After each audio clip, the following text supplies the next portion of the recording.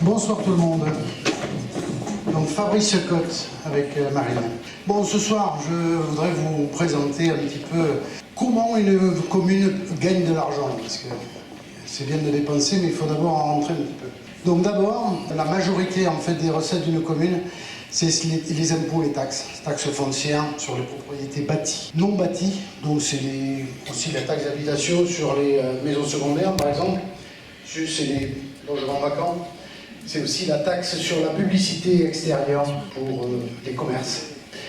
Les droits de mutation. Les droits de mutation, c'est quand vous achetez une maison, il y a une part de la taxe que vous payez chez le notaire en fait, qui revient à la mairie. Donc ça, c'est vraiment des taxes, c'est des taux qui sont définis par des taux nationaux, mais il y a des décisions directes et rapides des conseils municipaux. Donc ça, c'est le seul axe vraiment rapide pour une mairie. Ensuite, il y a les dotations et participations de l'État. Bon, là, je ne fais pas un dessin, on n'est pas dans une courbe montante, mais plutôt descendante. Mais en fait, ça va être des aides qui vont permettre en fait, d'avoir moins de différence entre une grosse commune et une petite commune. Donc, vous l'avez là, dotation globale de fonctionnement, solidarité rurale, dotation nationale, etc. Ensuite, les services font des services. Font des repas dans les cantines, par exemple. Le CCAS fait aussi du service pour les gens qui en ont besoin. Il y a donc des entrées aussi pour la garderie des enfants, par exemple. Mais là, ce qu'il faut vraiment savoir, c'est ce que vous avez en bas, là. Ce n'est pas une association à but lucratif, bien au contraire. C'est-à-dire qu'en fait, ce qu'on nous paye couvre de très très loin pas ce que ça coûte. Donc en fait, c'est pas vraiment là qu'on gagne des sous. Ensuite, vous avez les loyers du patrimoine. On loue des terrains pour les fermes photovoltaïques, à peu près une soixantaine de milliers d'euros quand même par an, actuellement, sur 2 fermes. Mais on va louer à la poste, à la gendarmerie, à la perception. Il y a quelques produits financiers, mais on va dire que ça, c'est à la marge. Là, je voudrais vous montrer un exemple. Un exemple d'un type de fonctionnement. C'est-à-dire que, par exemple, on va décider d'investir avant d'avoir fini de payer l'école LV, et d'avoir fini de payer les cantines scolaires. Pour info, 2028, 2029, 2032. Et là, on va endetter très très sérieusement la commune avec des pics énormes. Et là, vous avez bien compris avec les schémas précédents que les seuls moyens pour combler ça, c'est vous. C'est nous. Ceux qui ont des sous, ceux qui payent des impôts, c'est l'augmentation des impôts. Nous, voilà ce qu'on vous propose. Bastien en parlait tout à l'heure de valoriser le patrimoine existant. Il a parlé aussi de maintenir un taux d'endettement raisonné. Voilà ce qu'on propose nous, ici.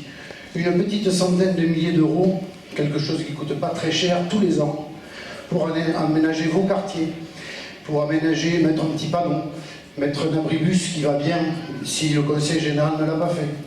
C'est ce genre de choses. C'est aussi valoriser l'ancienne mairie. Le foyer des aînés, c'était l'ancienne mairie, pour ceux qui ne savaient pas. Qu'est-ce qu'il y a dedans?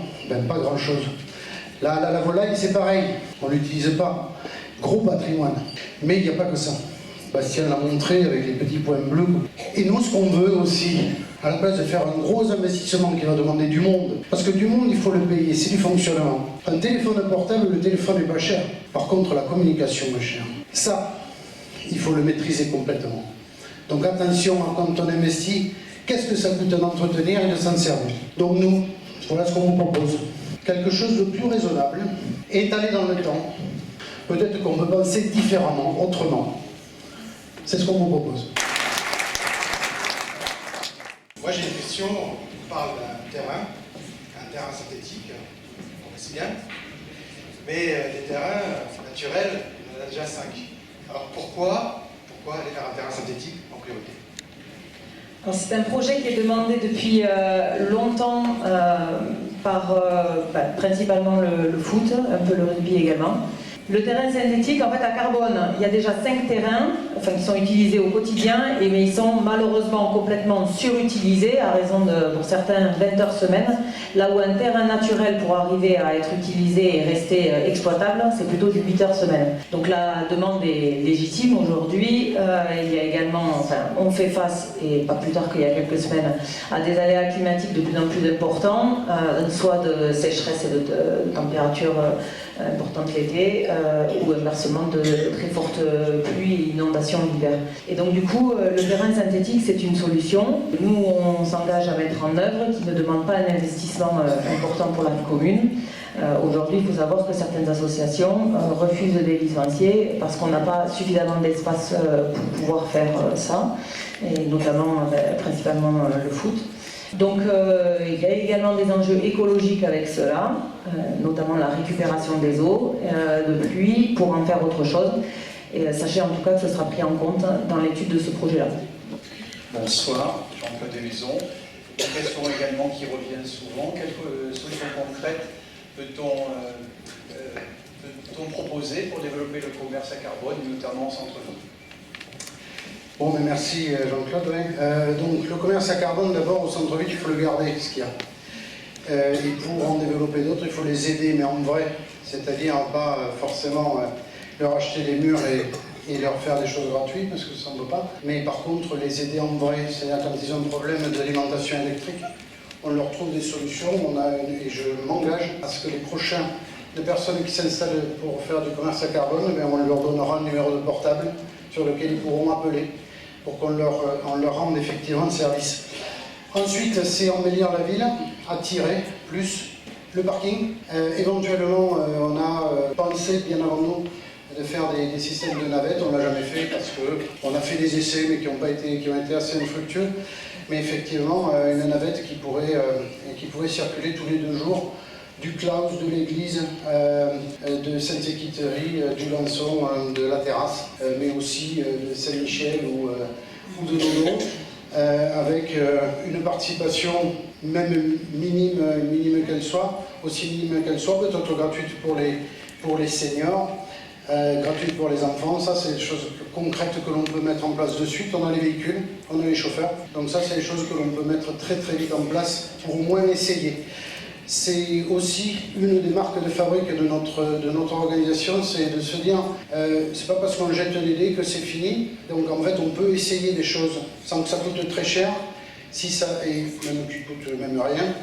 Et si ça marche, on le met en musique, en fait, et on le met correctement, y compris sur la circulation au centre-ville.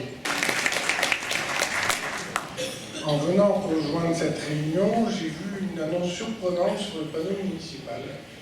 La ville de Carbone recherche un directeur des services généraux, quelqu'un de très important dans la ville, et je me suis posé la question pourquoi, et que comptez-vous faire pour vous serez en poste? Bonsoir, Barbara Fabre. En collaboration avec la responsable des ressources humaines, nous mettrons en place un recrutement d'une nouvelle directrice ou directeur général des services dès notre arrivée à la mairie. Nous irons aussi rencontrer l'ensemble des services en lien avec le service des ressources humaines afin de réaliser un état des lieux, des moyens par service. Tout ça afin d'avoir une réalité du terrain. Nous choisirons aussi de faire, que nous souhaitons, associer les agents aux futurs projets concernant leur mission, qu'ils aient aussi leur mot à dire, parce que ça les concerne. Moi, c'était tout.